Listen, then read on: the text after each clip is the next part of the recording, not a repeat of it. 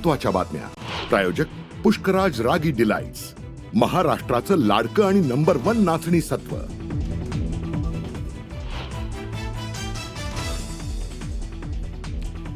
अलीगडचे पुढारी पाया पडायच्या लायकीचे राहिलेले नाहीत, त्यामुळे पाया पडायच्या नादात पडू नका. उपमुख्यमंत्री अजित पवारांचं मोठं वक्तव्य.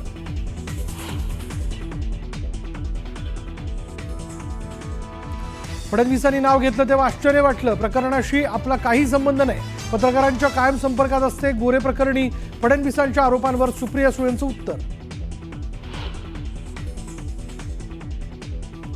कुणाल कामरानं शिवसेनेला पुन्हा डिवचलं. शिवसैनिकांनी स्टुडिओच्या केलेल्या तोडफोडीवर नवं गाणं केलं पोस्ट.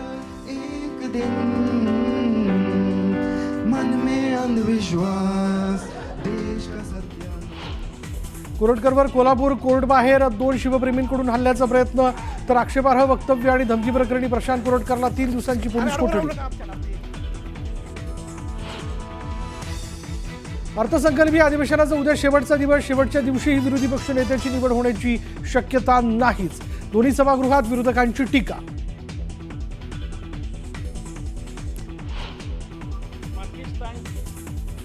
तसा एक नेपाळी महाराष्ट्रात फिरतोय आणि त्याला असं वाटतं त्याच्यामुळे हिंदू धर्म टिकलाय.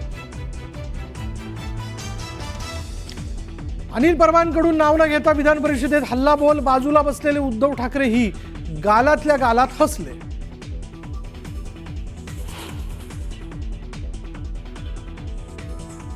रेस्टॉरंटमध्ये पनीर मिळते की चीज अॅनालॉग हे मेनू कार्डवर लिहिणं बंधनकारक करणार.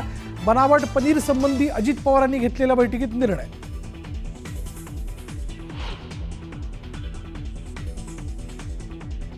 अन्नपदार्थात वारंवार भेसळ करणाऱ्यांवर मकोका लावण्याची मागणी. उपमुख्यमंत्री अजित पवारांचा दुजोरा.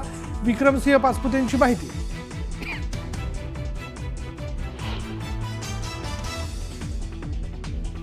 तुळजापूर ड्रग्ज प्रकरणात खासदार ओमराजे नाईक निंबाळकर अडचणीत. ओमराजे निंबाळकरांचे आरोपीसोबतचे फोटो व्हायरल. भाजपकडून फोटो सोशल मीडियावर शेअर.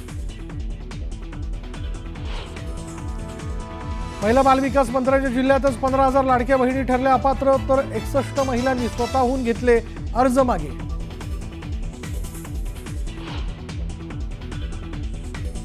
साठ वर्ष पूर्ण केलेल्या बांधकाम कामगारांना मिळणार दरमहा 12,000 निवृत्ती वेतन.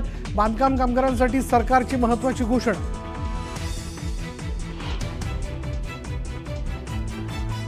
साताऱ्याच्या सांगली मिरजमध्ये वादळी वाऱ्यासह जोरदार पाऊस, तर कराडसह पाटणमध्येही अवकाळीची हजेरी.